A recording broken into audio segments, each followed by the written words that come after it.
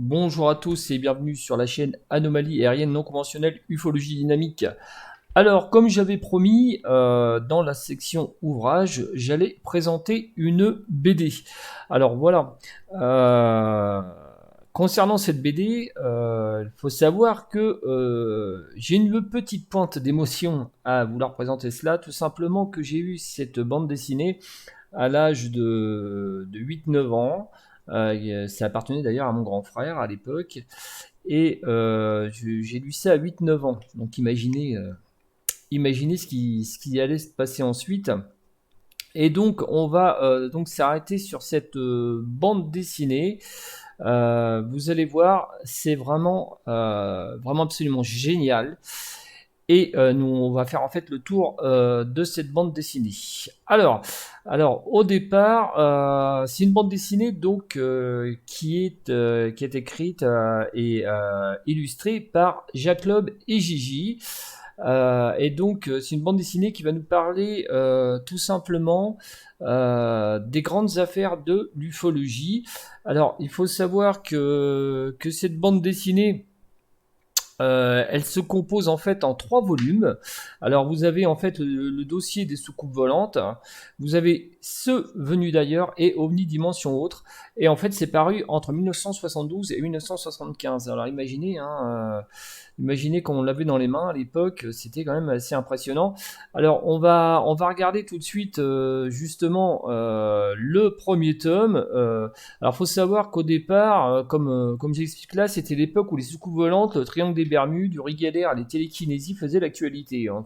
Effectivement, il y avait toute cette époque, en fait, dans les années 70, où il y avait quand même des choses assez sensationnelles. Et puis au sens figuré comme au sens propre, puisque c'était aussi l'époque de Jean-Claude Bourret, présentateur de journal télévisé, mais également auteur de livres tout à fait sérieux sur les ovnis. Donc à une certaine époque, une époque à laquelle, en quelques dessins, donc 3 volumes total, le BJJ ont résumé 30 années du phénomène étrange lié aux soucoupes volantes. Alors voici le premier tome. Alors le premier tome, c'est le dossier des soucoupes volantes. En fait, c'est la genèse. La genèse. Et qu'est-ce que nous raconte cette genèse? Bah, tout simplement, le dossier des soucoupes volantes nous raconte en fait l'observation de Kenneth Arnold, nous raconte aussi les histoires d'Adamski. On verra de toute façon tout à l'heure différentes planches à dessin, vous allez voir, c'est très intéressant. Et c'est vraiment superbe quoi. Donc ce premier volet, donc comme je disais, signale, en fait, ce signal en fait, par une approche en fait au début de l'ufologie américaine en 1947, et on y suit en fait au sein de cette bande dessinée la création du projet Blue Book, et ça c'est vraiment intéressant, et dirigé par Edward J. Ruppelt, et les efforts de ce dernier donc pour jeter la lumière sur ce phénomène. Alors, c'est vraiment intéressant parce que on est vraiment au début, en fait, tout simplement de l'ufologie. Alors, c'est très centré aux États-Unis, mais vous allez voir que dans cette bande dessinée, on parle aussi d'affaires françaises, comme l'affaire Marius de Wild, l'affaire de Valençol. L'affaire, il y avait plein d'autres affaires qui ont en fait émaillé l'histoire de l'ufologie. Et vous allez voir, c'est vraiment sympa. Donc, le premier dossier détail de l'édition. Donc, alors, il est sorti le 1er octobre 1972 en édition originale. Alors, moi, j'ai l'édition originale numéro 1, forcément. Euh, et enfin, j'avais réussi à la récupérer dans un vide-grenier, voilà, à l'époque, parce qu'en fait, moi, j'avais la version quand j'étais petit, en fait, je l'avais eu dans les mains, j'avais eu les 3 dans les mains.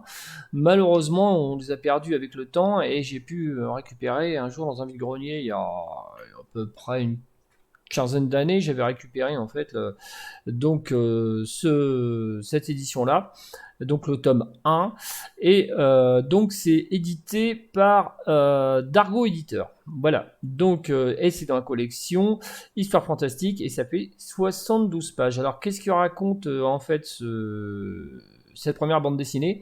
C'est le premier volet d'une trilogie consacrée au phénomène OVNI. Cet ouvrage se consacre principalement à une présentation des phénomènes depuis 1947, donc c'est bien ce que j'expliquais, bien que se référant aussi à des documents montrant que notre époque n'a pas l'apanage de ces étranges manifestations. On notera le cas que la tradition désigne comme le premier signalement de l'époque moderne, celui du pilote Kenneth Arnold, celui du capitaine Mantell. Alors il y a aussi l'histoire du capitaine Mantell en bande dessinée.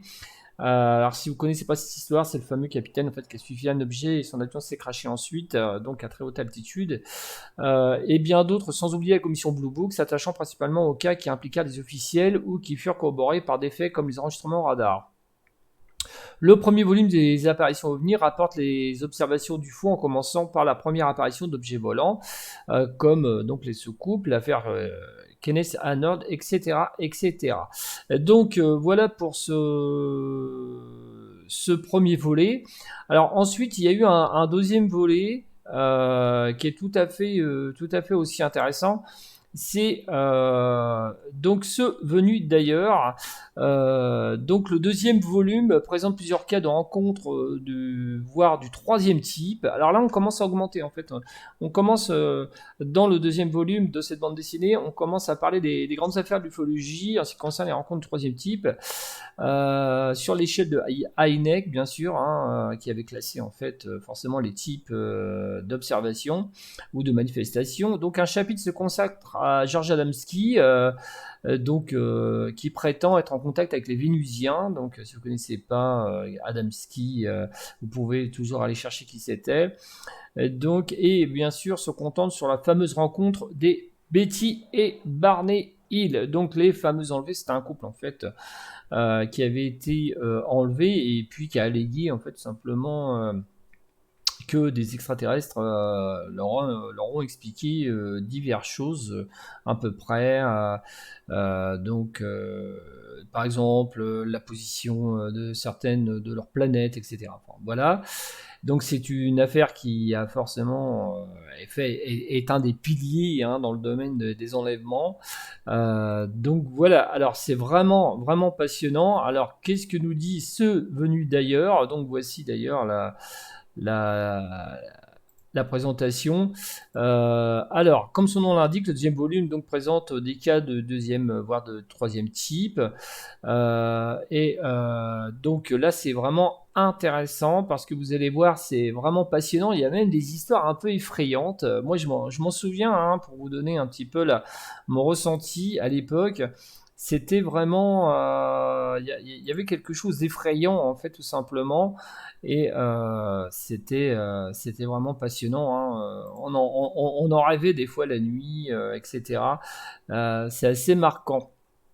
Voilà donc pour ce venu d'ailleurs. Donc pour le détail, donc bien sûr c'est le dessin de Robert Gigi, les textes de Jacques Loeb, éditeur bien sûr d'Argo éditeur, et la date de publication c'est 1978. Alors là, 1978 c'est en fait une réédition pour ce venu d'ailleurs. C'est une deuxième réédition parce qu'en fait était sorti tout simplement en 1974 et là c'est la deuxième édition qui était sortie en fait en 1978 et elle fait donc 64 pages toujours dans la collection Histoire fantastique de Dargo Éditeur. Voilà donc pour ce venu d'ailleurs. Ensuite, il y a eu un troisième volet. Le troisième volet, c'est OVNI Dimension Autre, donc un nouvel épisode du dossier de Soucoupe Volante. Donc c'est une bande dessinée qui a eu un certain succès, donc à l'époque. Et c'est vrai que ça avait été extrêmement, plutôt bien vendu.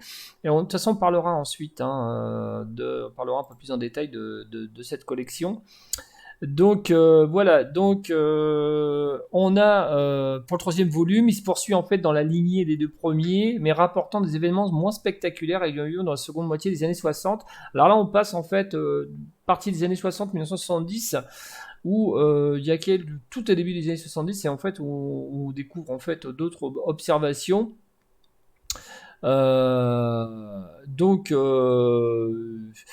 il faut savoir quand même que les apparitions UVNI pour l'édition en fait qui regroupe les trois, alors on va en parler de cette édition en fait. Là vous avez en fait là la jaquette, donc enfin la jaquette de la bande dessinée, la présentation, les apparitions OVNI en fait ça regroupe en fait les trois les 3 volumes en un seul. Alors, je dispose de cette bande dessinée. Il y a eu plusieurs éditions qui sont sorties des apparitions OVNI, une édition datant de 1982, mais après il y a eu une édition de 1990, et moi j'ai celle de 1990 regroupant en fait tout simplement les 3 volumes. Voilà, donc sur la forme des apparitions OVNI, il illustre sur 2 ou 3 ou 4 pages des observations ayant censément donc eu lieu, plusieurs documentaires de fiction. Les albums sont volontiers bavards et comprennent en fait plusieurs planches explicatives. Alors on va se regarder tout de suite les planches, vous allez voir, c'est très intéressant. Donc là on voit en fait, alors vous avez en fait des passages en couleur. Alors là on voit par exemple Maurice Mas, la fameuse rencontre de Maurice Mas, qui est vraiment passionnante.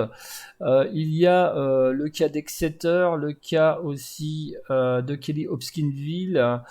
On a quand même pas mal d'éléments. Voilà, donc concernant cette voilà, donc là je vous présente donc là les apparitions OVNI. Quand on voit aussi des photos, hein, il y a quelques photos. Là, on a par exemple dans ces planches Adamski, la rencontre avec Adamski, c'est vraiment passionnant, absolument passionnant, avec le Vénusien. Vous avez aussi la planche là avec Betsy Barney Hill, donc la rencontre avec les fameux extraterrestres. Vraiment, ça faisait rêver, hein, moi je vous le dis. On a aussi la cas avec Antonio Villas-Boas au Brésil, alors un des premiers enlevés qui aurait eu un contact, enfin une relation sexuelle avec une extraterrestre. On a aussi différentes rencontres, des rencontres aussi un peu dramatiques, etc. Donc ça c'est vraiment passionnant. Donc voilà donc les apparitions OVNI. Alors les apparitions OVNI, donc c'est une édition bien sûr, scénario Jacques Club, dessin Robert Gigi, Dargo éditeur. Alors date de publication 1er janvier 90. En fait, il y a une édition en 1982, mais l'édition cartonnée, elle fait donc 192 pages. Voilà, donc c'est quand même un gros volume. Donc il y a les trois volumes que vous pouvez retrouver bien sûr dans cette édition. Alors vous pouvez encore la retrouver. Je vous mettrai les liens où les trouver, mais alors attention. Je mets un petit avertissement concernant les prix, parce qu'il y a des prix qui sont abusifs concernant ces bandes dessinées, surtout en ce qui concerne les bandes dessinées qui ne sont pas en fait rattachées au volume des apparitions OVNI, c'est-à-dire les bandes dessinées seules. Et en moyenne quand même, en moyenne vous allez les trouver entre 35, 40 euros et 50 euros, hein, à peu près partout. Donc là ça peut justifier, tout dépend l'état. Par contre, il y a des abus, vous allez voir, il y a des abus, ça monte jusqu'à 100 euros. Alors là, non, pas question, puisqu'en fait, en moyenne, la cote, elle est à peu près de 30-40 euros pour les premières bandes dessinées. Et celui-là, vous pouvez le trouver dans l'édition 90 à 30 euros. Je crois que je l'ai même vu à 25 euros, mais vous pouvez toujours le trouver. Voilà, d'occasion, hein, bien sûr, il n'y a pas de réédition, c'est fini, il n'y a plus réédition, il n'y a plus rien. Mais vous pourrez les trouver uniquement seulement en occasion. Alors, qu'est-ce qu'on peut dire par à ça? Donc, dans le récit, Loeb prend soin de peser le pour et le contre de ses observations. Donc, c'est vrai qu'il y a un côté un peu pour et contre, un minimum. Donc, tout se termine bien avant l'équivalent, forcément, à la fin. Est-ce que c'est vrai, tout ce qu'il raconte? Alors, c'est vrai que dans ces bandes dessinées, il faut savoir que tout simplement, au départ, c'est vrai que c'était super bien accueilli, et puis après, c'est vrai qu'il y a eu certains ufologues qui ont critiqué comme quoi c'était un peu trop romancé. Alors effectivement, il y a un problème, c'est qu'en fait, ils mettent. Alors c'est pour ça que ça fait partie de l'ufologie d'histoire contemporaine, si vous voulez, parce que dedans, il y a des affaires qui ont été débunkées, c'est-à-dire des affaires en fait, qui se relèvent être en fait simplement fausses, des canulars, des choses comme ça. Et donc, dans le fond, la méthodologie de J.G. Loeb de trouver ses limites, qui d'ailleurs sont les mêmes que l'ufologie, en fait, la prise en compte de témoignages et la relative absence en esprit critique.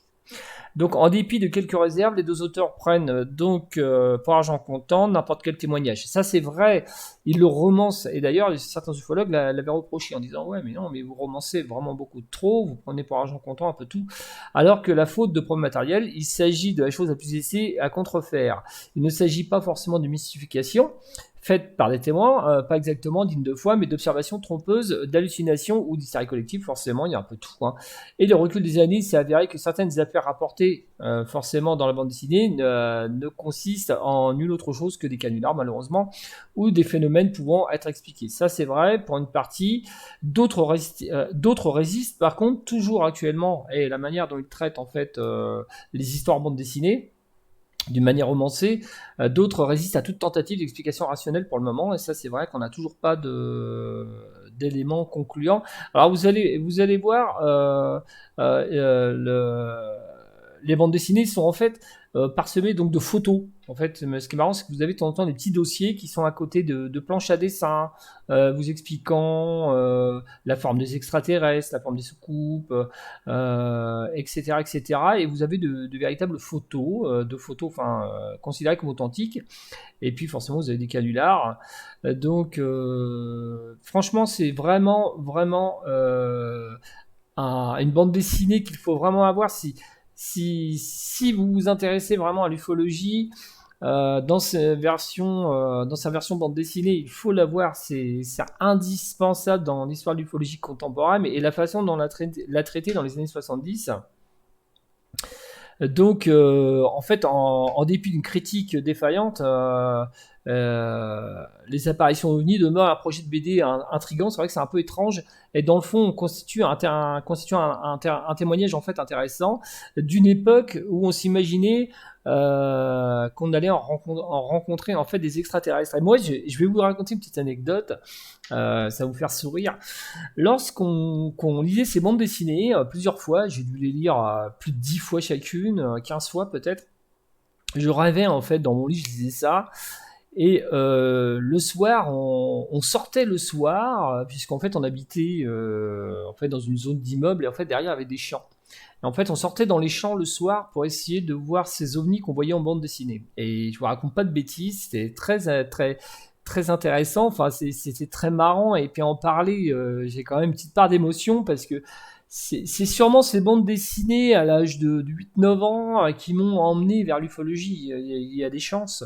Et j'ai eu l'occasion de les retrouver, donc j'ai eu la chance de les retrouver à une certaine époque, parce que les 3 volets avaient disparu suite au déménagement des parents, etc. Et vraiment, ça m'a emmené, quand j'étais petit, ça m'a emmené véritablement à m'intéresser au sujet. C'est après, quand j'ai grandi, où j'ai eu affaire à la bibliothèque de mon père, puisque mon père s'y intéressait, mais lui, il avait des ouvrages quand même, on va dire, moins romancés, plus sérieux sur la question. Et lorsque j'ai eu 12-13 ans, j'ai commencé en fait à fouiller dans sa bibliothèque, et puis j'ai commencé à lire les vrais livres. Voilà. Mais on avait cette bande dessinée qui va vous faire vivre en fait des moments totalement incroyables, à travers de rencontres, d'observations, au travers du traitement aussi des grandes affaires, des grands dossiers, et puis du traitement aussi des commissions d'enquête aux États-Unis en particulier. Ça, c'est vraiment, vraiment absolument passionnant. Donc voilà. Alors, je vous donnerai bien sûr, comme je vous ai précisé, je vous donnerai les liens pour que vous trouviez en fait ces bandes dessinées. Alors sachez qu'elles coûtent quand même entre 35, 40 et 50 euros. Mais je vous conseille par exemple de prendre en fait le moins cher, c'est les apparitions OVNI, donc qui regroupe bien sûr l'ensemble des 3 ouvrages. Ça vous fera en fait, ça sera nettement plus rentable que d'acheter les apparitions OVNI, à moins que vous soyez collectionneur. Si vous êtes fan d'ufologie et que vous êtes collectionneur, effectivement, vous pouvez très bien investir dans les éditions originales, et vous allez voir, c'est absolument passionnant. J'ai même fait lire ça à mon fils, et il a été vraiment subjugué par ce type de bande dessinée, par ces histoires tout à fait étranges, des fois même inquiétantes. Voilà donc pour cette présentation de bande dessinée. Donc je rappelle, donc il y a le dossier des soucoupes volantes, il y a aussi OVNI dimension autre, et ceux venus d'ailleurs, et c'est regroupé bien sûr dans une édition qui s'appelle le dossier OVNI. Voilà, et essayez de les trouver en tout cas, et puis on aura l'occasion peut-être plus tard de reparler d'autres bandes dessinées sur les phénomènes aériens non conventionnels et puis qui font partie intégrante forcément de l'histoire de l'ufologie contemporaine. Voilà, allez, je vous dis bientôt. Ciao, bye.